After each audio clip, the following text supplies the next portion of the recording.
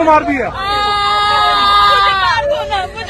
नहीं बेटा शांत रहो, लो पानी पिओ, पानी पिओ। पहलगाम हल्ल्यानंतर पाकिस्तानला अद्दल घडवण्यासाठी भारताने घेतलेले 5 मोठे निर्णय. पाकिस्तान सोबतचा सिंधू जल करार स्थगित केलाय. भारताने पाकिस्तानचं पाणी रोखून पाकिस्तानला वेठीस पकडलाय. वाघा अटारी बॉर्डर बंद केली. यामुळे भारत आणि पाकिस्तान व्यापाराचा मार्ग पूर्णपणे बंद झाला. व्हिसा सेवा सुद्धा रद्द केली. यापुढे पाकिस्तानी नागरिकांना भारतात येण्यासाठी व्हिसा मिळणार नाही. हाय कमिशन मधील पाकिस्तानी लष्करी सल्लागार हटवले गेले. एका आठवड्यात भारत सोडण्याचे आदेश त्यांना दिले. पाकिस्तानी नागरिकांना उद्यापर्यंत भारत सोडण्याचे आदेश दिले.